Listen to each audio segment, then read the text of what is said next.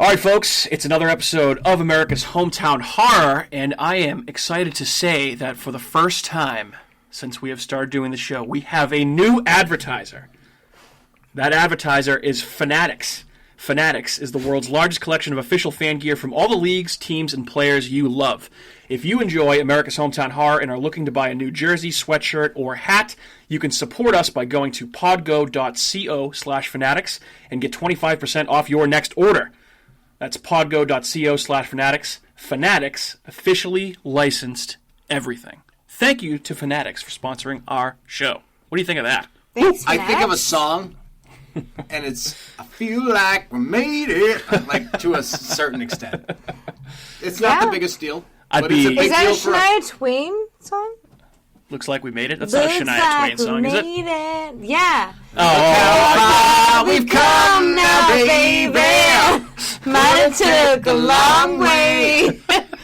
We knew we'd get there someday. All right, this is I don't know all the words. That's how you do an ad read right there, folks. That is how you do an ad read. But I would be remiss if I did not say a big thank you to Shine Through Window Cleaning for sponsoring the first year of our show. So thanks again to Shine Through, and go to Fanatics and get 25% off. When you guys are big and rich and famous, just don't forget Shine Through.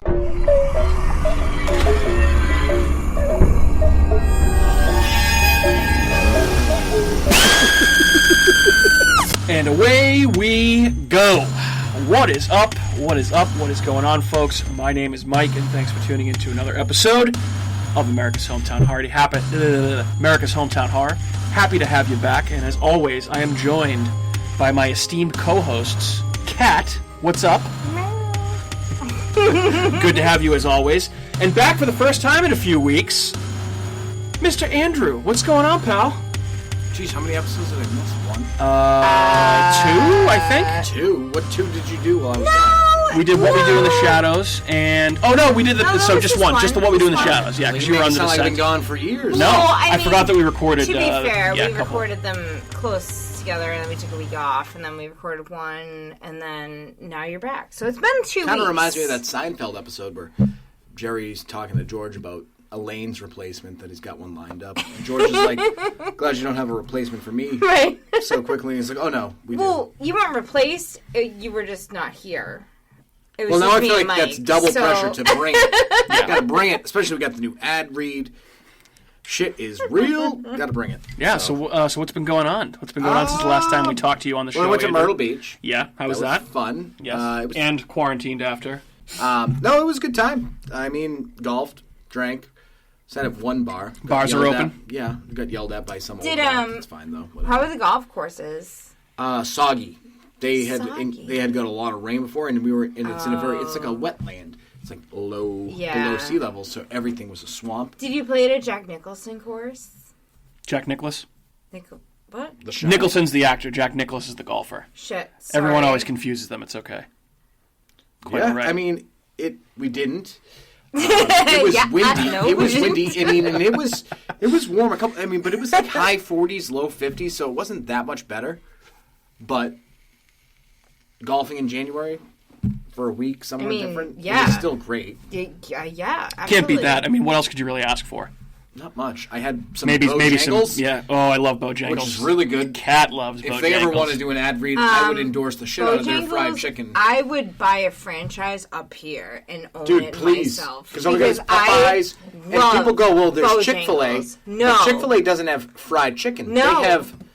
Well, they have chicken tenders and nuggets. Yeah, they don't stuff. have bone-in chicken fried and chicken. biscuits. Exactly, yeah. That's what Their it is. biscuits were phenomenal. And those were probably the best biscuits I've had at a fast food joint ever. Yeah. Did you have the Bojangles dirty rice? is legit. Their dirty rice is Dirty amazing. rice I is had their mashed phenomenal. potatoes with the brown gravy. No. I mean, what am I, not You a should savage? have their dirty rice, their mashed potatoes, their chicken, and their gravy. You should have a little bit of everything because it's amazing. Bojangles Next is time my I'm favorite south of food Pennsylvania, I'll go to Bojangles. chain. Yes, because that was the first one we found was in Virginia, right? Yeah, we were driving down. They don't have any... There's none north of Pennsylvania, I don't think. No. I think it's only a matter of time before it comes up here. But I hope so. I hope I mean, there's plenty of places in Colony Place that need a fried chicken joint. So. Yeah, I know.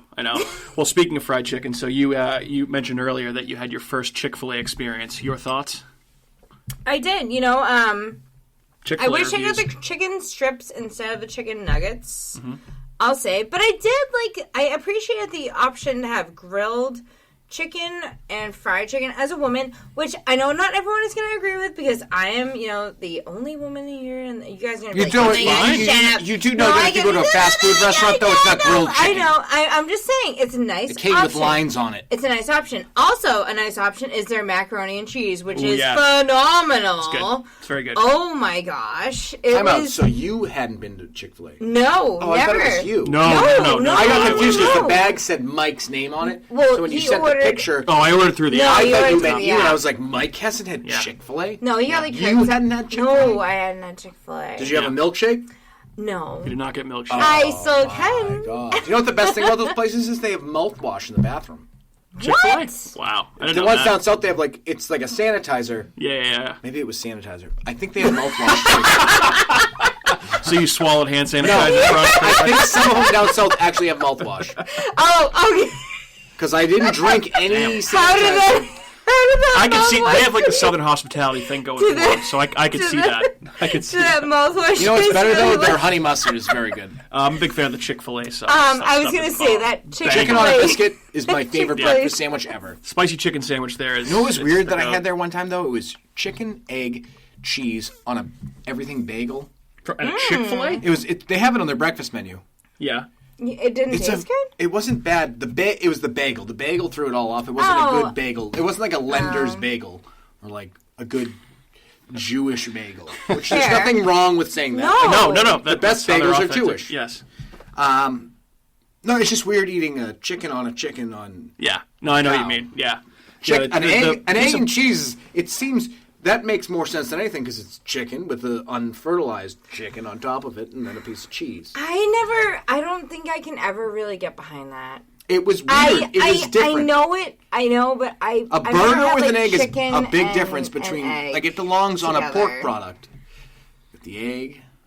Like an egg and steak, like steak and eggs. No, yeah, I know, but it was weird on chicken. It was very different. Yeah, It wasn't bad. You can take the egg from my burger and throw it right in the fucking trash. I don't really prefer that because I don't like runny eggs. Yeah, so I don't want that on anything. That's kind of. I don't know if I would position. put an egg on a chicken because I feel like that just it'd be odd. It seems sacrilegious. It sounds wrong, right? I agree. Yeah, I agree. It doesn't. Yeah. Anyway, so So hey, fast food talk. So I will open a Bojangles someday. That is my mission in life. If it ends up coming up here sometime. Don't set your goals so high. No. I want to own a franchise for Bojangles because I want to eat there every day. Yeah. Can I be 10% owner just so I can eat all the Bojangles? That's what I want. Just I want eat all the money you make? Yep. I don't need money. Just I want to eat. Well, I know a recipe. Anyways, I won't even go into that because it's way too much Bojangles. Bojangles is good. Chick-fil-A is good. Andrew had a good time in Myrtle Beach, and everything's open down there. So thinking of going out golfing and going to a bar afterwards is really making me wish that my dry January experience is going to be over very soon, which it is, thank God, because it's been a little tough from time to time. It's been quite a dry January. Yeah, very, very dry. Kat did a good job, though, right? Yeah, I did a great job. Did you last a week? 4 days. All right, so we can call you out on that. Well, 4 days after the 3 days because it started like on a Friday or something, and I was like, I'm not starting dry January on a Friday, so I started on the Monday, and then by Friday I was like, even more. No, I'm definitely not going to do. I wasn't doing that. I wasn't doing that to besmirch you and make you feel bad. I was doing that to prop up Michael. So that we can all take a moment out of our busy schedules to applaud. Oh, well, thank you. Because that's impressive. Michael. He's going to go. I'd like to thank all the little people I stepped on my way to get here. Yes, of course. All us weak Yeah, but whatever. It's fun, I guess. But it's almost over, so we're almost done. But anyway, back to horror. So, Andrew, I know it's been a little while since you've been on. I'm sure you probably watched some scary stuff over the last couple of weeks. You got anything good that you checked out that you want to report on? Let's see. I watched that documentary on Netflix, Night Stalker. Oh, yes. Okay. Tell me about that. I think it was 4 episodes, maybe. I think it was 4 episodes. I definitely watched 4 hour-long episodes, roughly, about a serial killer in Southern California, throughout California. Mm-hmm. And they only had, throughout the whole show, they only had one piece of evidence, and it was his shoe print. Mm-hmm. And it was left at, every crime. Yeah. Which is so weird to me. How are you going to, you find that shoe print everywhere. Yeah. On anything. Which leads me to believe that you shouldn't wear shoes. Because they don't have, toe prints. It's not, like fingerprints. They have fingerprints. You're better off if you're going to murder someone or go into their house and steal something. Don't wear any shoes. I mean, you may give off some DNA. Just giving murder advice.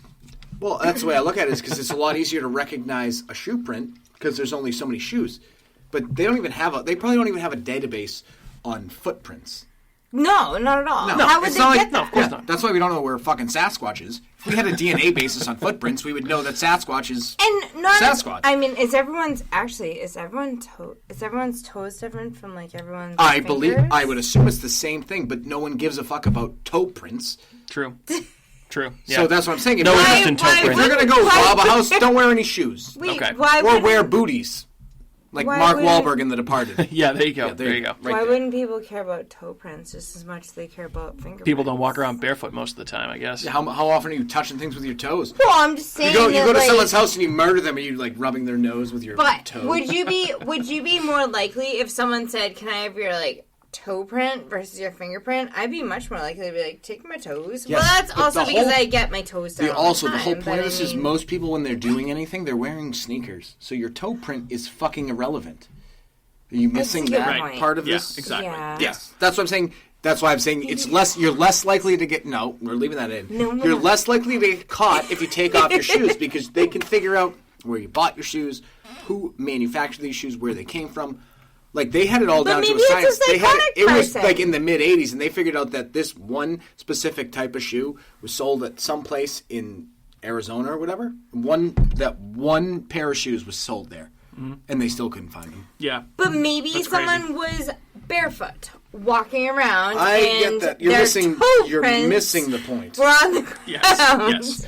Maybe toe prints are overlooked. So, Night Stalker series, you'd recommend checking out for sure? I liked it. I thought it was very good. Yeah. Cool. Nice.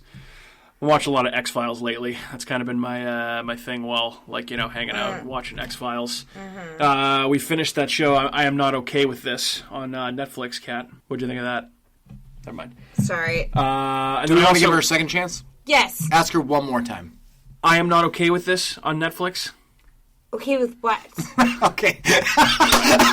That's absolute gold. You can't take that out. That was so good. That was so good. Oh, wait. The show. I'm sorry. I gave you a second chance. Nope, you don't get a third chance. No, I can have another chance. Okay. So, yes, I liked it. It was the girl from It who was in the thing, and she has his superpowers, and she's with this guy, and the guy's with her for a little bit, and then he disappears and whatever. Yeah, it was cool. I liked it. I would watch another season of it. It was a cool kind of same scenario of it's the end of the fucking world. Yeah, well, same author. Exactly. So similar type show. Yes. Yeah, similar themes. Yeah, it was not really horror, but very interesting. Pretty dark. It was dark. It was interesting. Because especially it was one of those things where it started with the end, where you see her covered in blood, and then all of a sudden you see the rest of the beginning of the story up until the end when she's covered in blood again. So, I mean, you kind of got that from the beginning, but I would say that it was really fun. It was a good watch. I mean, It was a nice little watch for a binge for one season for a show. Yeah, exactly. If you're looking for something just to kind of... Well, and that's all we're going to get to because it got canceled because of production complications due to COVID-19. Hey, so I got a couple news items. If you guys want to run through them real quick. I would love to run through those. Yeah, let's go through the news items. To start off here... kind of the biggest news that's dropped over the last couple of weeks since we've recorded is that starting February 1st, the new season of American Horror Story is going to be filming in P-Town. So when are we going? They have a permit for pretty much a month to shoot down there. And there's several locations I guess they're going to shoot at. Starts February 1st, runs through March 6th. Filming locations include the Pilgrim Monument, Commercial Street, the Winthrop Street Cemetery, the West End Breakwater, Old Colony Path, and Race Point Beach. Race Point Beach? Yeah. So for serious, can we go? I'm going to go check it out one of these days. No, for serious, can we... We should go check it out. That as a turn it into a day trip. We need to stay at the John Carver Inn, though, too. Okay, we're not talking about that right now. That's right there. But it's much easier. No, the John Carver Inn's in Plymouth. We're talking about P-Town. I know, I'm saying what's easier for us to do. But American Horror Story isn't filming at the John Carver Inn. No, but there's horror-related elements. Yes, We yes, of go course. to B-Town. Okay, so we'll make a trip down to P-Town, but it's pretty cool that they're filming in P-Town. That is very cool. That's a good tie-in, too, with one of the actresses in the movie we're discussing. Yes, and actually, so I forgot to mention, too, the rumored title for this new season that they're filming in P-Town is American Horror Story Pilgrim.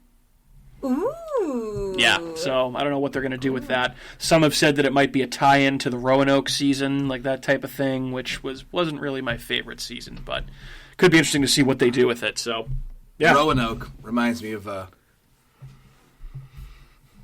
Storm of the Century? Yeah. Yeah. Thank you. So American Horror Story filming in P-Town. I'm thinking, that we're probably going to... I'm thinking that we're probably going to make a trip down there and try and see if we can spot some people.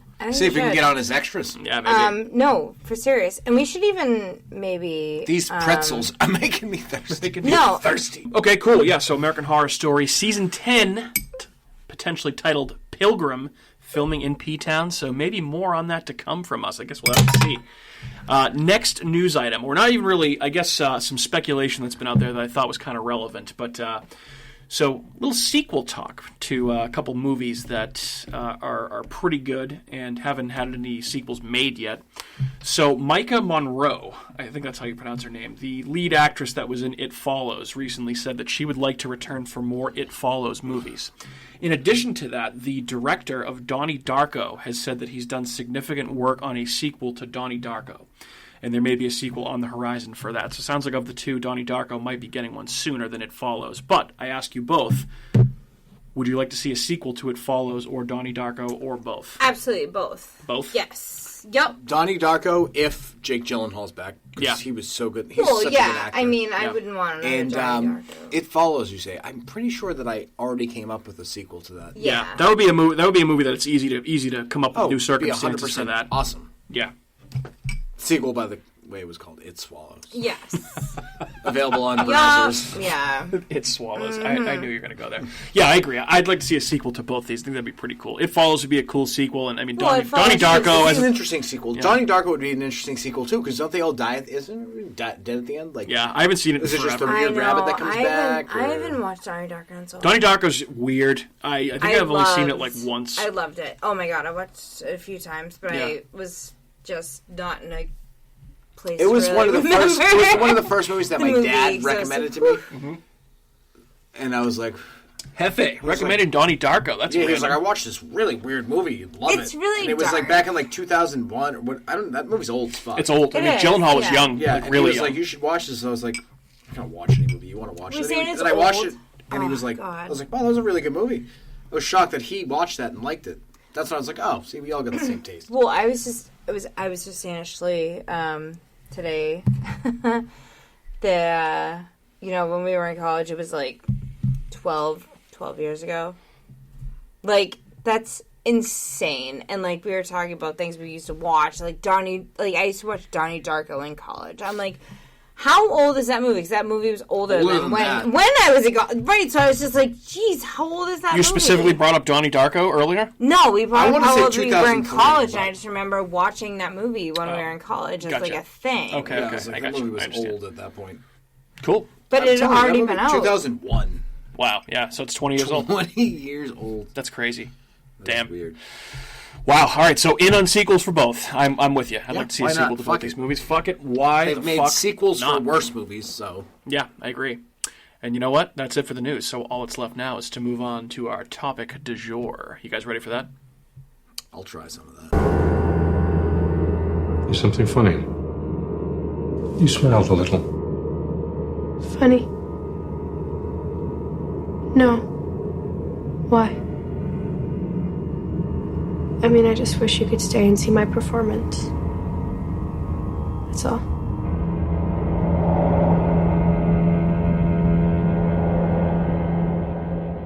All right, so that means we are talking tonight's movie, which is 2015's The Blackcoat's Daughter, which, I guess we'll start out with just kind of our overall thoughts on the movie and, go on from there into our usual categories and some other stuff. But I'll kick this one off here, and then I'll defer to you guys after that. But, this movie, I kind of can't believe this one slipped by me for as long as it did.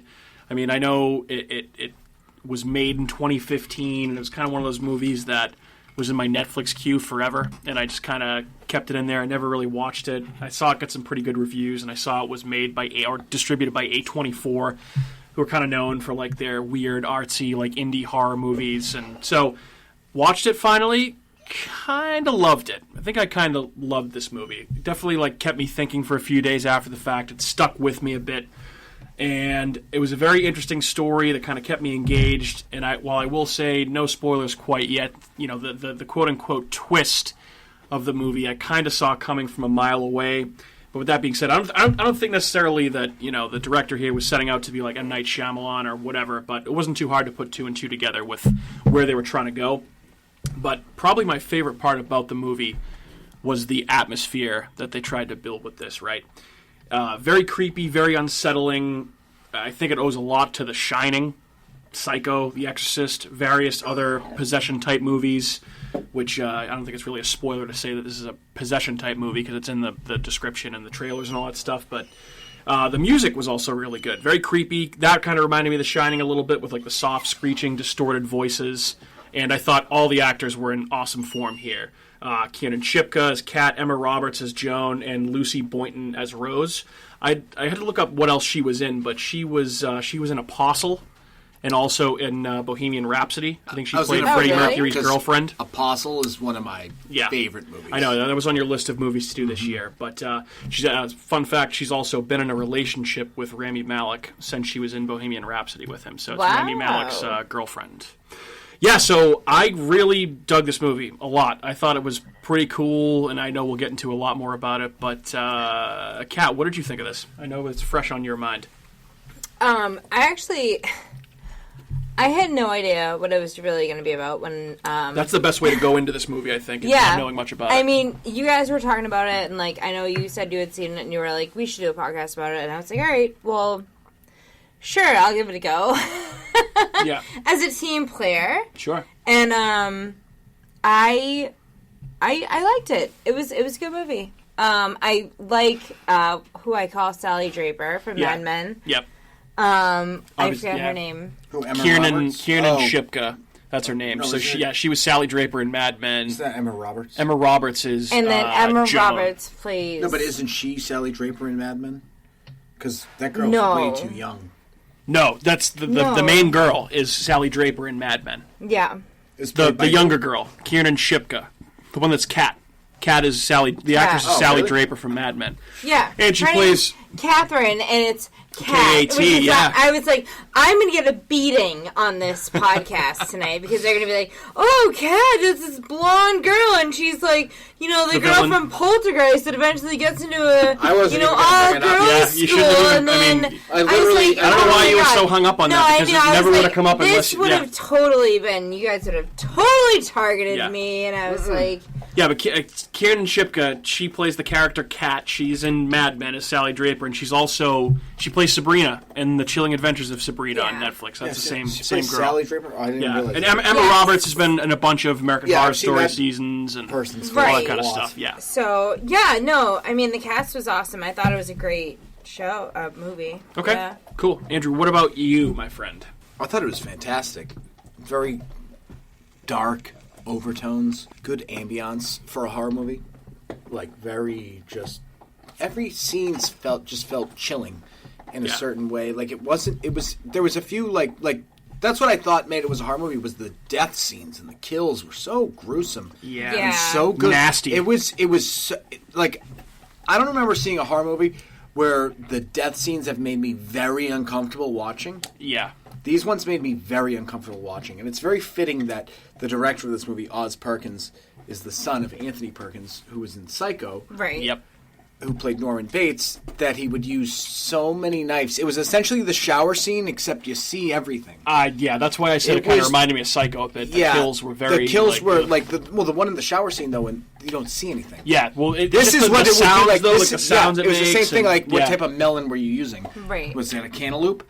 Whatever. But no, but it was just, like, for some reason, out of all the ways to kill somebody... Nothing's more intimate or disturbing than stabbing somebody. Yeah. Because that one scene where she stabbed that other nurse... Oh, it was brutal, yeah. So many times. Yeah. And then she cut, like... Oof. That's what made this a horror movie. Was it was so brutal. It was more a psychological thriller. Yeah. If you take out those Supernatural horror scenes yeah. and the possession part. Yeah. But it was so well done. Yeah. Movie slapped. The acting was fantastic. Yeah. Oh, absolutely. Yeah. They carry it. They carry the movie. The three girls. Interesting three thing leads. though. So I don't know if I'm off point here though, but it's called the Blackcoat's daughter, right? Mm-hmm. Who is the Blackcoat's daughter? I would think it was Kat. Well, no, because I feel like we see two men with black coats on in the entire movie. Bill, Yep. the dad, and then when Kat, Kieran Shipley's character is walking out to her burned car, she's with a man Guided by wearing a guy wearing a black coat. Yeah. So that is interesting to me, like how they Yeah. tie those both in. Is that Also, the devil? Is also, that the demon? Also, the priest wearing black. Well, So there's a lot of but black. the black coat though, is that the priest bringing her out to the accident, or is that her? I demon? took that as the demon, the devil, yeah, or a demon, whatever you want to call it, yeah. But you see two black coats. Yeah. There's a lot of them in here. So, yeah, I agree with all that. This movie was fucking awesome. I wanted to watch it again, which I know you and I watched it the other night, Kat. I was happy to watch it again because I feel like you pick up on a lot more the second time you see it. That's especially one of those movies. Yeah. Yeah. Watch it twice. Yeah. So, okay, good stuff. So, I have this movie. This movie premiered at the Toronto International Film Festival in 2015. Okay, so it technically was a 2015 movie. Wasn't released in the U.S. until 2017, which A24 got it, put into theaters. So we're going with a 2015 movie here because that's when it was made. So we have done two other 2015 horror movies on this show so far. You guys have any guesses as to what they are? It follows. It No, Follows, that no. was 2015, Nope. right? Well, we are 2015. 2015. We've done two other movies. Oh, from this is 2015? Yeah. Oh, I'm so bad with years. I don't know. Hold on. Creep. Nope. Krampus. Krampus is one. Yeah. Krampus. And The Witch. Yeah, I The would Witch is have the never other one. guessed that. 2015. Yep. doesn't feel 6 years old. Yeah, so we've covered the 2015 horror movies in a couple other episodes, but just as a refresher, here's some of the other ones that came out that year. You don't have to go in detail or anything. I'm just giving you the names. Crimson Peak, which is a Del Toro movie. The Gift, which is with Jason Bateman and Joel yeah. Edgerton. That's Great a really movie. good movie. The Goosebumps movie with Jack Black, which I thought was pretty Andrew. good. Insidious Chapter 3, which was I think the one we with probably saw. Yeah, it was. Yeah, we've seen them all. That was the one with Dermot Mulroney and his daughter. That was okay. The Invitation, which is a phenomenal movie. I think Is that a made-up name? This is like he just. No, it's a person. That's yeah. who the blah blah blah. I'm that's a like person. I don't know He's, who those people are. he's a real actor person. Yeah. I'm sure Did they he are. fight Conor McGregor? Dermot Mulroney. Yeah. The Invitation, phenomenal movie. I know that's on your list of movies for this year, so I'm sure we'll get to that in more detail at some point. Krampus, which we already mentioned. Paranormal Activity: The Ghost Dimension. First one was Speaking good, that's about it. of the Poltergeist remake with Sam Rockwell, yuck, that movie was terrible. And I like Sam Rockwell. Yeah, That's a it's shame. an awful movie. Don't remake Poltergeist. Yeah. Sinister 2, which I never saw. Did you see it? Yeah. Yeah. I don't know. It was meh. I don't think It was so. too much detective Yeah. douchebag or whatever his name is. I don't remember. Stung, which is a schlocky bee monster movie where it's a picnic down in South. Time out. Yeah. Was that a dad joke in there? You said a B movie? Oh, actually, well, I didn't even do that on purpose, but yeah, it's a movie about giant bees that start stinging people. I figured because it was It's called actually Stung. pretty good. I was like, Yep. B movie. Yep. And The Visit, which is an M. Night Shyamalan movie, the found footage one with the two grandkids that go visit their grandparents, but they're not really their grandparents. Did you guys see that one? I did. yes. We watched That that. was Yeah, a we solid. watched It was that. decent. That was okay. Pretty good. Middle of the road. Yeah. It was a little dark. And then yeah. The Witch. Yeah, so some pretty good horror movies that came out in 2015. Before we get into our quick facts and categories, just a reminder that today's episode of America's Hometown Horror is brought to you by Fanatics. Fanatics, again, is the world's largest collection of official fan gear from all the leagues, teams, and players you love. If you enjoy America's Hometown Horror and are looking to buy a new jersey, sweatshirt, or hat, you can support us by going to podgo.co. That's podgo.co/fanatics and get 25% off your next order. That's podgo.co/fanatics. Fanatics, officially licensed everything. You know what would be kind of cool? Is What's if that? Fanatics decided they wanted to make us like a 3/4 length Baseball baseball team. I knew you were going to go there. I had a Yeah. feeling. If they wanted to do that, Yeah. we would be willing to allow them to do that. Yeah. Yeah. Up to them. That'd be nice. Yeah, that'd be sweet. Hey, Pretty Fanatics, fun. send us some baseball tees with our logo on there. That'd be sweet. I'll wear them everywhere. Yeah. Hey, so a couple quick facts about the Blackcoat's daughter. Some of these we kind of already touched on, but I'll just run through them quick. So this movie was initially titled February. That was the initial title for the movie. That's what Andrew just said, and Yep. I didn't know that. Yeah, that was basically just the movie takes place in February, which I actually think I like the title The Blackcoat's Daughter better. February kind of would have been a weird title. I don't know if it really has anything to do with the month of February. We other than probably it just should takes have place then. done this podcast in the month of February then. Well, I mean, Who knows what month it is? Yeah. Maybe we'll do a January podcast in the we month of just- February. There's instead. no Yeah. dates on this podcast. Don't you know that? What do you mean there's no dates? It's coming out what I like was told. tomorrow. Well, we're doing a movie that was called February and January, so Right. let's just move on. Let's Yep, let's just on. skip it. So we already mentioned, Andrew brought it up, that this movie is directed by Osgood Perkins. And if that sounds familiar, it should, because he is indeed the son of Anthony Perkins, who played Norman Bates in Psycho, the first one, and all of the other Psycho movies. He also, after he did The Blackcoat's Daughter, went on to direct a couple movies, a couple other horror movies. One called I Am the Pretty Thing That Lives in the House, which I have never seen. Never seen that. I haven't seen it. One of his movies I do want to see, which is on Amazon Prime now, is Gretel and Hansel. Yeah. Oh, Let's go check that out. wait. For the same girl from We It, saw dude. that, She's in didn't we? everything. Didn't we see that? No, but I want to watch it. Does It's in that our girl queue. age? Oh. Dude, she's in like everything. looks She's the in same It. in She's in everything. Gretel and Hansel. She's in that show I'm Not Okay With This. She's in a bunch of shit. Yeah, she seems like the next. She was in a Hulu movie too, I think, recently. So, but yeah, so I Am the Pretty Little Thing That Lives in the House and Gretel and Hansel, both other Osgood Perkins movies that you can check out. Gretel and Hansel is on my list for sure. And as I mentioned, this was released by A24, which we talked about, but they're notorious for the indie art house horror movies like The Witch, Hereditary, and The Lighthouse. Monkey Pump. Did you know too that he played young Norman Bates? Oh, yeah, that's right, in one of the Psycho movies. In Psycho 2. I forgot about he that. played young Norman Bates. Yes, Oh. Oz Perkins, yeah. Interesting. And his brother, Pretty cool. Elvis Perkins, Well, wrote the entire score for if this you movie. Google a It picture was of this his guy, brother. if you Google a picture of this guy, Looks he just looks like him. just like his dad. It's kind of crazy. Wow. Just like him. Don't forget Elvis. I'll have to Google. Exactly. Elvis Perkins. He's coming up. So this movie was shot in Ontario in 2015, so it must have been cold. And actually, Emma Roberts came out after the fact. I think it's on like the DVD bonus features, and said that the week that they filmed all of her outdoor scenes, it was the coldest temperatures on record for Ontario ever. Wow. So they're outside freezing their balls off, making The Blackcoat's Daughter in Canada. I think that filming it there definitely kind of gave it that lived-in, cold, desolate Gave you that feel. chilling, lots of lonely snow. feel. Like you kind of feel the cold in your bones, Yeah. like kind of like you could, like again with The Shining, right? Well, So that Dude, we sense live, of in New England. isolation. We live in New England. It's not even that bad. When it's gray out for 7 days in a row, Yeah. you're already depressed. But when you also So if have... you're living in a climate where it's gray 6 months out of the year, Yeah. Yeah. you're always going to be depressed. When you're Yeah. recording in a climate that's real, like that's how you're supposed Yeah. to be feeling, it's much easier to act Yeah. the way you're supposed to act because you're living in those conditions. Yeah. Like 100%. Yeah. that's For sure. Nailed it. We've done a lot of Easy. cold, snowy movies over the last couple of months. 30 Days Yeah. at Night. Because This. And I was gonna say, and it hasn't been what that else? snowy here, but Thing. let's knock on some wood. I know we got a little snow because- yesterday, but not too much, thankfully.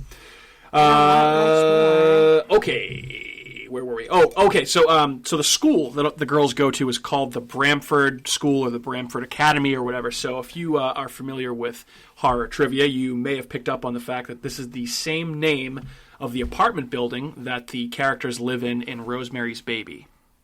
Oh, The Bramford. I didn't, but that's a cool I had that in fun my fact. notes too. I'm glad I'm on the same page as Michael C. I'm paying attention now. Wow. Good You stuff. guys. So, cool little nod to Rosemary's Baby there. Obviously, this movie involves Satan or the devil or demons. Well, and yes. Rosemary's Baby involves a lot of similar themes. Obviously, that one is kind of about giving birth to the spawn of Satan, but this is a little different than that. So, all right, that's it for facts.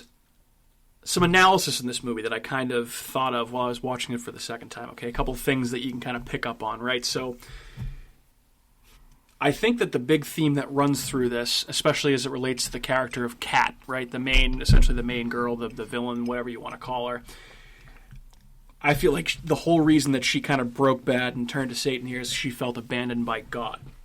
So you never really truly find out what happens to her parents, but it's, implied and clear that she's on her own. There was some sort of terrible accident that befell her parents, a car accident, and they're both dead. They never show up. You never find out. It's left ambiguous, which I think adds to the mystery of the movie a little bit.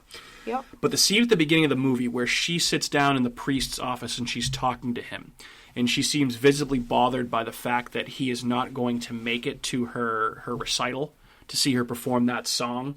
That's kind of, I thought that was like a metaphor for being abandoned by God, because the priest is leaving, and then she's at this school by herself, and she's susceptible to let the devil into her life, which is essentially, what happens. That's pretty deep. I don't know if I don't know if I thought it that way. Yeah. Like, would you have thought that the devil, like, a demon will say, like, had already possessed her at that point and was saying that already to him? Could have been. It was ambiguous for sure, but I thought it was...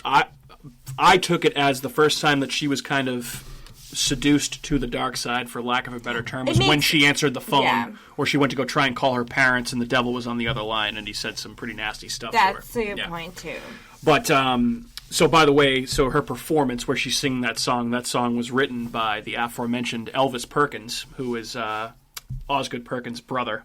Also son of Anthony Perkins, who is a musician. And he wrote that song specifically for... Well, he did the whole soundtrack. Yeah, he did the whole soundtrack. So he wrote that song specifically for... Which is why it also has very psycho tones to it. Very, it's very strange. Very strange. It's very good. So ultimately, Kat gives herself over to Satan, does his bidding. And then at the end, when everything kind of... she's taken into custody, she's in the psychiatric facility, and the priest performs the exorcism on her, she sees Satan or the devil leave her, and she's saying, don't go. She's upset by this because she doesn't have anybody else. So she's lonely. She just wanted someone to be with her, or protect her, or guide her, whatever. It's a very sad story. It is, yeah. It is very sad story. Without the supernatural effects, if this was just a regular story of some girl whose parents died in a terrible car accident, and then she's trying to befriend all these other people there, and essentially nobody cares about her, and she just becomes lonely, and nobody cares about these girls at all, because the priest leaves. The principal thinks nothing of, like, okay, well, your parents didn't show up, so we're just going to leave you here with the sisters. I couldn't believe that whole thing. I was like, they're going to just leave her there? Borderline upset at them. That's insane. Yeah, like what do you mean your parents aren't here? Like, well, Jesus I'm Christ. Sorry, it's not my fault. Yeah. Yes, it is. Yeah, it is. Yeah. Essentially, That's your responsibility. Yeah. Yeah, exactly. So, I also thought an interesting part of this movie was that it showed kind of what happens to someone after they've been possessed and then they've had that demon exorcised. You'd think they would kind of like go on to live happily ever after, which is not the case for Kat's character at all, because she's in a psychiatric facility, she's kind of lost, she's just still trying to gain Satan's acceptance once again, returns to the site of the school 9 years later. And it's just, it's a very, very sad story. So that's kind of like what I got out of it. And I also thought, like, is she ever actually possessed at any point? Or is she just trying to... She's fully possessed at one trying point. to, get Satan over onto her side. It's ambiguous, but I think she was too. Just a thought. So, what about you guys? Anything to add there? I mean, I pretty much agree with everything you just said. Yeah. It's a phenomenally done movie. Like, it's ambiguous and confusing in all the right ways. The other interesting part I find about this, though, is how the dad, Bill, he's Rose's daughter, the girl that got stabbed to death by Kat. Yeah. I find it interesting that he sees such a stark resemblance between Joan and Rose when they don't look anything alike. Yeah, I think he like, was just do you mean you have a stark resemblance to the girl that murdered your daughter? Did he ever know what she looked like? I think he was just trying to... Like, No, the way his wife made it sound was that he constantly tried to find his daughter. She made it sound like he did that to other girls before. He sat down in the hotel room with her towel on. Yeah, that was weird. And he told her that you remind me of my daughter. Yeah. And she looks nothing like your daughter. She looks like the girl that murdered your daughter. That's a good I point. find that very interesting. Yeah. He has a black coat on. I thought for sure that was going to go to some weird, like, sexual predator type stuff for a little bit. Yeah. And then it didn't, but it certainly seemed like they were implying it for a minute, and then they didn't go there. And then you were kind of like, oh, well, maybe he really thinks that she looks like his daughter. Because you kind of, you knew that Like, you were anticipating it to go that direction. Well, that's one of the things that Osgood Perkins said about this movie that I thought was very telling, was he said that to make a good horror movie, and he had never really made that many, he said it was the art of restraint. Yeah. To make that movie. You have to restrain yourself. You can't show everything. Some things should be ambiguous. Right. And he did it perfectly. I thought he had a good balance with this because you see the shadow that follows Kat's character around quite like enough. You don't see it too much, and I like how you don't see the details. You just see the shadow and the outline of this creepy with the tall horns. Like it's really creepy, and I like that. But yeah, you can't show everybody your hand right off the bat. No. He did a good job of doing both. I thought, yeah, but cool. Anything to add? No, I liked all your comments. Okay. I liked it. Sweet. All right, so that means we're on to our categories, which you all know where we're going from here. So I'll ask you first. Did you find this movie to be scary? Catherine, I'll start with you. Yes, absolutely. Because she turns from it's something you kind of fear when you're like a younger person, I guess. Like if I was watching this not as me, but as like a younger person, I would fear a younger version of yourself. Yes, a younger version of myself. Mm-hmm. Why wouldn't you think that could possibly happen? I mean, anything's possible, but Thanks, Kevin. like, yeah, Garnett. like demons and this. I mean, like, you never really know. Like, those are kind of the unknown factors that, like, maybe they're real, maybe they're not. But, yeah, I thought it was kind of a scary movie. Yeah, I know what you're saying there because I feel like of the type of like the supernatural stuff, possession, demonic type stuff feels like it could be the most real. Oh, absolutely. Because, I feel like most people think that there's a god, and therefore there would have to be a devil. So, well, and not even if it was in a sense of not like most, maybe some heaven, hell, God, Satan, whatever. But there's like in mental health, even things can happen. With people's mental health, like at any point in time, like trigger things, like that can even be the same kind of thing. So it's just like that's kind of in the same sense. Cool. It kind of coincides with that. All right. Andrew, is The Blackcoat's Daughter a scary movie? In that aspect, yes, it is, because I find demons and ghosts and whatever kind of spooky shit you want to talk about to be far more scary than your general monster thing. Because that's something that I've witnessed. I've seen some things in my own personal life that have made me scared of that. I find it a lot more realistic. Yeah. Even though people might go, that could never happen. You don't know that, though. Yeah, I've seen what I've seen, so I know Yeah, what that's I know. Andrew's So experience. that scares me personally more. Do I ever think that they ever get to that extent? Probably not. I mean, there's maybe 1 in a million of those. If let's say possession is an actual thing, and someone goes on to murder people based off of their possession, what are the odds of that actually happening to you? Yeah. Very slim. Right. So that level of scaredness isn't there, but it's still it's just a very unsettling movie. It makes you feel very uncomfortable the entire That's time. off-putting, I'm super unsettling, uncomfortable. Yeah. creepy. And to me, that's what makes a great horror movie, is a movie that makes me super uncomfortable. Yeah. I don't want to be comfortable at any point in time when I'm watching a horror movie. I want to feel like I want to walk out of the theater, but I don't. Because that's what gets you on edge. A horror movie doesn't have to be horrifying. It just has to put you on edge. Put me on a level where I don't want to let my guard down. Like there's something's going to happen at some point. And it doesn't matter what it is, doesn't matter how it happens, but they do it in a way that it's scary. That's what makes a movie scary. I agree with If it's that. unsettling and unnerving to me. And you know what makes it even more scary? Think about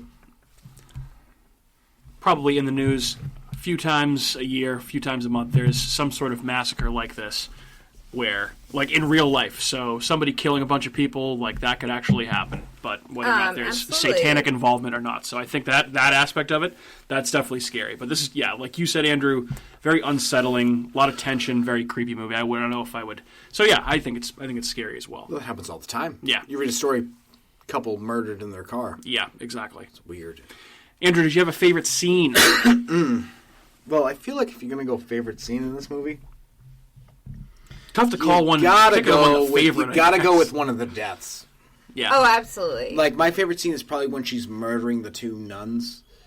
Yeah, that was fucked. Like, the stabbing on the second one was so incessant. Yeah, brutal. Not even like so fun movie violence to watch. It's fun. like just nasty. That's why I love that scene so much, because I feel like that was the first scene in the movie where I actually went, yeah. Okay, this is where this movie's getting to a whole nother level. Because after that, it just got more brutal because there was neck cutting and head. They left the camera on the knife way too long. Yeah. It was uncomfortable. It was uncomfortable. Right. That's what I was saying when I said it was the was opposite of Psycho. Like, Psycho hid the actual stabbing. This was like, here, guess what? Yeah. Right. Stab. You know what was scary? Is slice. Kat's face right before she stabs those nuns. Like, when she's sitting there and she just, like, you can tell they did her makeup a little bit different. Her face a little bit red. She's kind of got, like, the bags under her eyes, the bloodshot eyes a little bit. She looks like a crazed person, which I thought was good. But, good. Obviously, like, a very pivotal part of the movie. Tough to watch, but definitely a good scene for sure. One that left you feeling a little creeped out. I really like the parts when you see the shadow of Satan or the entity talking to Kat. I thought that was pretty cool.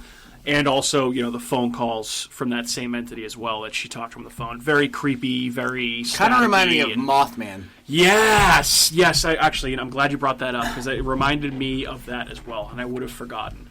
But yeah, Mothman Prophecies is not a fantastic movie, but that particular scene is scary. I still haven't seen it. We're not gonna go into like huge depth, but there's a scene in Mothman Prophecies that was similar to a scene in this movie that was pretty scary. Shoes. Go ahead. We didn't do my favorite scene. We were gonna get to you. What was yours? Is it my turn now? Well, yeah, you went to go tend to Otis, so I just said what mine were. But yeah, we can go to you now. Yeah. So I actually really liked the scene where Joan goes and slits the throats of Bill and Bill's wife. The parents. Yeah. I think that was like kind of the affirmation of she's still a mess. Completing the cycle of violence. This is still a problem, and this is still a very large problem. A very large problem. So, and to the point where she's like, I don't even know. They didn't even explain like how she changed her name or like any of that. Like, there's still so many things, so many factors that are unanswered that I could easily see a sequel for this movie. Yeah. Easily. Well, we're going to talk sequels in a little bit. Well, I wonder if this movie went out to set out the fact that it again brings up the reiteration: don't pick up hitchhikers.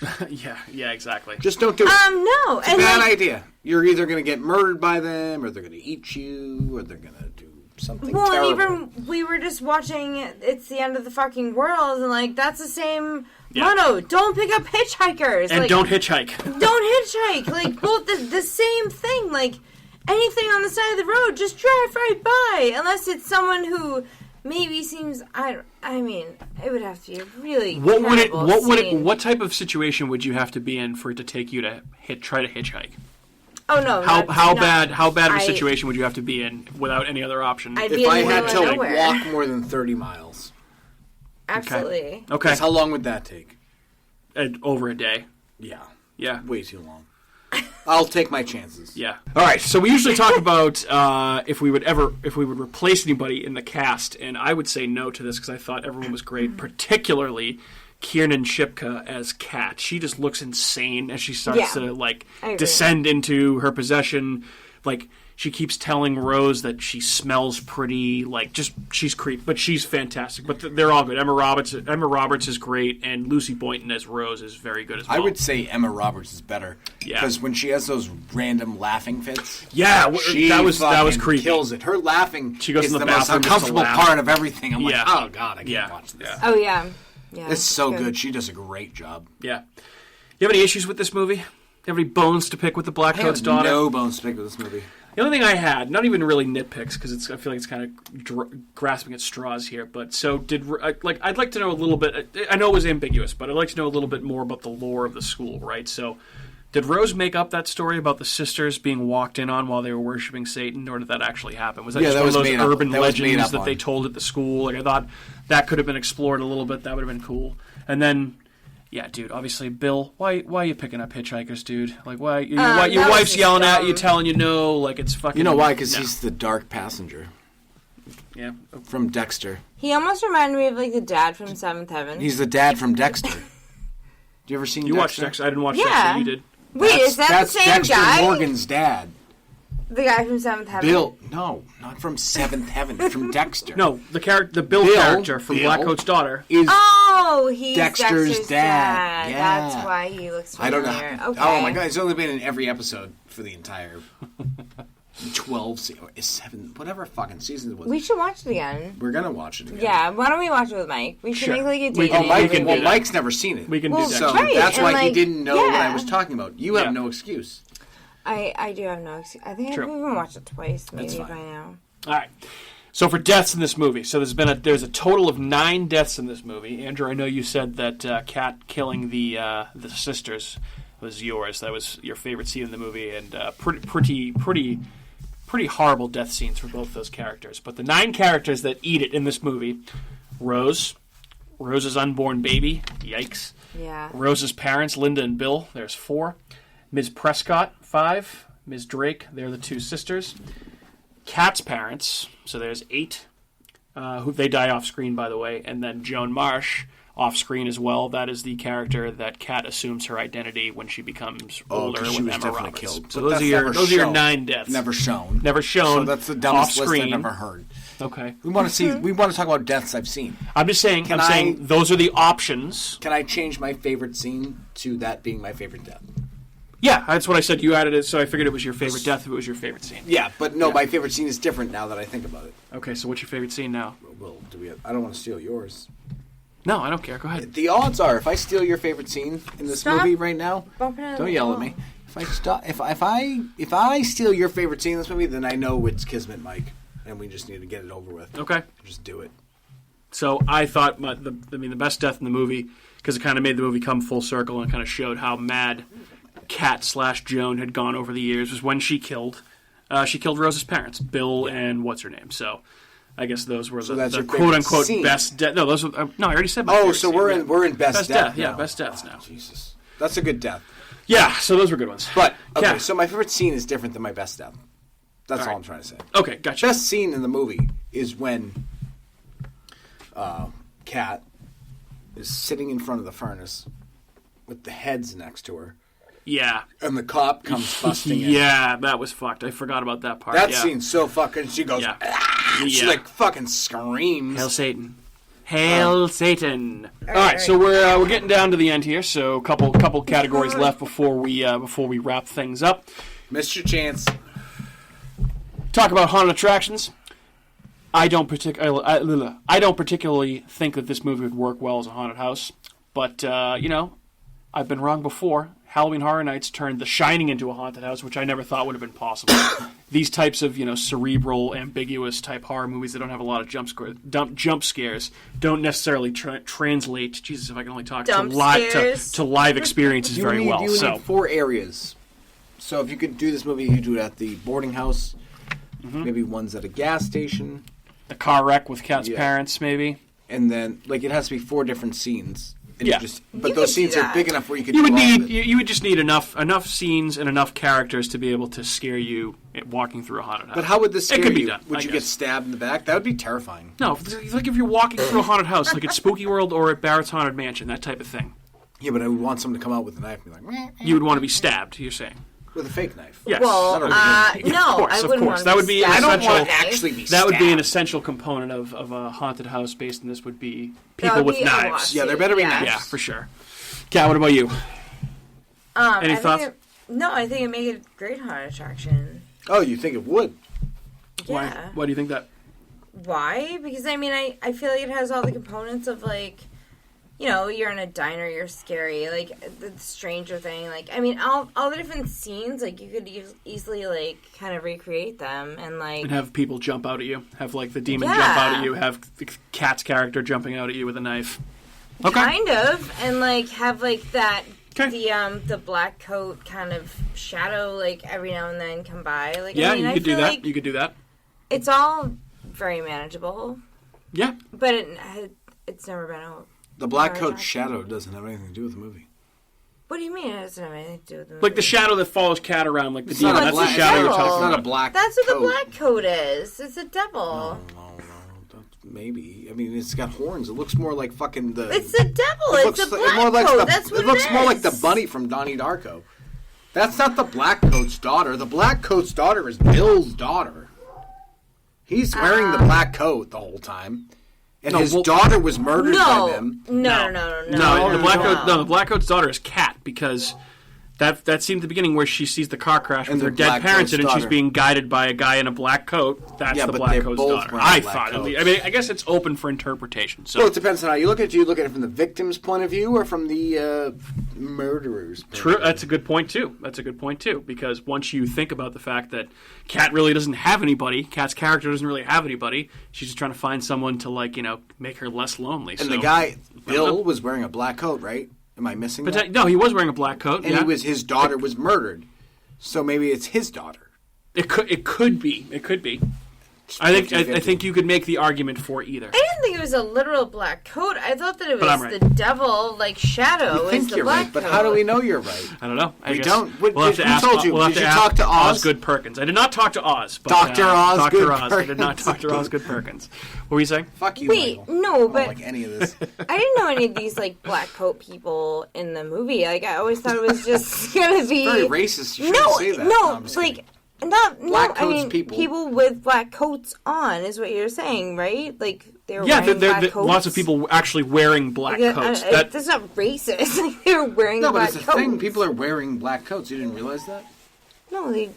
What the fuck? What do we Wearing- call the black coat's daughter then? That's my point of view. No! You want to say it's the I demon. thought it I'm was- saying it's Bill. I think it's no. I his think it's daughter's the demon. murdered. I think it's the demon. It's the black coat is the demon. It's That's not Black what Phillip. I thought. It's Black Coat. Yeah, the black coat himself is Satan, the demon, whatever you want to It's call not it. people wearing The black daughter, coats. the black coat's daughter, I think, is Cat.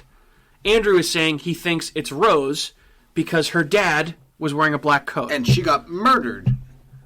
But I don't know. I guess I could see what you. I can see what you're saying. It depends on what you I want can to see name what a you're movie saying. after. If you're going to name it, so you have Silence of the Lambs. There's no lambs, but there is silence before someone gets murdered 5 times. No, I'm making this up. No, but seriously, it could be interpreted Sorry. either way. Is Jodie Foster the lamb or the tiger killing the lamb? Or is Anthony Hopkins the tiger? I forget where killing they get Jodie the title Foster? of Silence of the Lambs from. I think It's it's from because it's the from either screaming a of the poem lambs- or a No, it's because song lyric or something like that. Clarice lives on her uncle's farm, and they slaughter lambs there. And it's called the Andrew, no, that's not true. 100% it's true. He nails it in the background. Anthony Hopkins nails it. He tells her, and he goes, "What were you molested by your uncle?" She goes, "No, he was a good man." But No, you are correct. Yep, you're absolutely correct. Refers to Clarice Starling's traumatic childhood memory of witnessing lambs screaming as they were about to be slaughtered. Okay, I stand corrected. Good work, Andrew. Good work. Good work. don't work, question me on any. Silence of the Lambs. Silence You of the love Lambs Silence of the trivia. Lambs. All right, Kat, I will start with you. Who was your MVP of the movie? I'm gonna say whatever Sally is her name. Kat, Cat, your name. which is my. Yes. I know, I forget. She's always Sally Draper for Sally me. Draper, yeah. I watched way too much. Or Sabrina Mad the Men. Teenage Witch. No, absolutely. She's always Sally Draper. I agree But with you, yes. she was amazing. She was really, really good in the movie. I loved her character from beginning to end, from her little evolution and her little, I thought it was awesome. Yeah, I had her as mine too. She was a great character. She kind of carried the movie, I think. And she was my favorite part of the movie because she was a crazy, crazy person, which I loved. Who's your MVP, Andrew? Who's your favorite? Joan. Joan? Okay. Like I said, those laughing scenes with her. Yeah, good she stuff. plays a great psychopath. Good stuff. She does for a sure. really good job. Yeah, the laughing fits, those were creepy as fuck. And then, yeah, when she kills Rose's parents, that was fucked up too. And just, it's, ultimately, she is where the story ends because that's the older version of Kat. And it's just kind of sad to see, her try and gain Satan's acceptance again. He says, no fucking way. And then she's just kind of standing Could in the they have middle done a of the better road, job of screaming. picking two actresses that they really look alike. They nailed it. They nailed that part of it. Which is, I feel like they almost did too good of a job with that, because that's why I kind of almost, like, I picked up on that. Like, they had the same type of hair with, like, the dark roots with the bleach blonde, and it was... But it was almost... Yeah, it was I don't know. I agree. thought something was up there from the get-go, just in my personal opinion. But, yeah. But they never disclosed the age discrepancy at any point. Or did they with the license? They said... No, because how long ago did their daughter die? 9 years. It was 9 years prior, yeah. Yeah, but they said... But and never... she was a freshman there. Yeah. So you could Kat say... was a freshman, and Rose was either a senior or a junior, I think. Right. Yeah, so... I don't know, it must have been probably 4-year age difference, so... All right, cool. Would you guys be interested in seeing a sequel to The Blackcoat's Daughter? Yeah, absolutely. Yeah, I think so, too. No? Think it's good as it is? Why ruin it? Because you still have more. It all gets ruined every time you go on. What's going to happen next? Yeah. Well, exactly. I'll be clear. I don't think we're ever getting a sequel to this movie. I don't want a sequel. We're just talking. We're spitballing here, talking hypotheticals. There's no need for a sequel. Yeah. It was a good standalone movie. Don't ruin it. I agree with you there. I could see both because there's definitely more stories to be told. If they had a sequel, I would see it. But and I think they could have a sequel. I mean, I don't think it's out of the question. They could. Sequels are never as good. I'm with Andrew. I don't think everything needs a sequel. I would like to see them tarnish fewer movies by making sequels. There's only one Blackcoat's Daughter. Sequels. There's not two. Yeah. Leave it at one. Well, Kat/Joan is very much alive at the end of the movie, so it could just be her continuing on in madness, trying to figure out what the fuck she wants to do with herself. That would do better on its own as a separate story that has nothing to do with that, because that's just like, I don't know, it just doesn't do it. Like, sometimes just leave it. Well, the sequel would be where Joan ended up like... Yeah, and that's great, but that's like a fan fiction. Let a fan write that and be like, oh, here's a fan fiction. Well, we're fans spitballing ideas for a potential sequel right now. True. So we're doing that. I mean, I get that, but that's why I'm like, I don't need to see that. Okay. One story. That's all you need. Just leave it at one. Okay. I can see both sides of the coin. I'm so sick of sequels. To play. The first one's better. The second France one here. I'm on the fence. I could go either way, but I would maybe lean a little bit more in Andrew's direction. I don't think it needs one, but I would watch one. Anything further on The Blackcoat's Daughter, you guys, before we wrap it on up? I really appreciate you guys not making fun of me by being Kat and Again, being the blonde person. If you hadn't brought it up, of all the things to make fun of you about, I knew that was. How would that not? I'll tell you a secret. I was the girl from Psycho, or not? It wasn't Psycho. It was Poltergeist. Poltergeist. Oh my gosh, Poltergeist. She was a little blonde girl. We were having fun saying you're also a blonde girl, so that's you, obviously. Which is not you, clearly, but. Secret, I can tell you. Yeah. There are lots of other people in the world that have the name Kat that's spelled K-A-T. That's great. Can we talk about this girl's name, though, real quick? Kiernan Shipka? Kiernan Shipka. Yeah, interesting name. Kiernan Shipka. Shipka. It's got a nice... It's like Art Vandelay. Art Vandelay. Or H.E. Pennypacker. My name's Art Vandelay. I'm an architect. A.G. Pennypacker. What do I Wealthy do? Industrials. I'm in latex sales. Latex. Why do I want to hire you to sell latex? All right, well, I think that's going to wrap it up for this episode of America's Hometown Horror on The Blackcoat's Daughter. We hope you guys enjoyed. If you want some more of us, because God knows who wouldn't, here's where you can find us on the following social media platforms, including YouTube and Facebook. Just go on there, search for America's Hometown Horror. Will be the first thing that pops up. You can see our posts. You can watch our episodes on YouTube. You can also tweet at us at Hometown Horror. You can find us on Instagram at Hometown Horror Pod. You can also email us at hometownhorrorpodcast@gmail.com, and you can find our show pretty much anywhere you find podcasts, but specifically Apple, Google, Spotify, Amazon Music, iHeartRadio, Stitcher, Spreaker, and wherever else you may get your shows. My name is Mike. Thanks again for listening to another episode of America's Hometown Horror, and I have been joined by my esteemed co-hosts, Andrew and Kat. Thanks again, guys. Say goodbye to your listeners. Adios, muchachos. See you in hell. That's not very nice. Why would you say that? Hey everyone, it's Mike from America's Hometown Horror, and just wanted to say thank you again for listening to another episode of our show, because of course, we would be nothing without you listeners. If you are interested in more local Plymouth podcasts, I would highly recommend you check out some shows by our cohorts on the Inebriart Podcast Network. That's right, the Inebriart Podcast Network, folks. In addition to America's Hometown Horror, you can find the Inebriart Podcast, Bar Talk, Theme Park Legends, Retro Redoctopus, and Old Colony Cast. Head on over and give them a listen.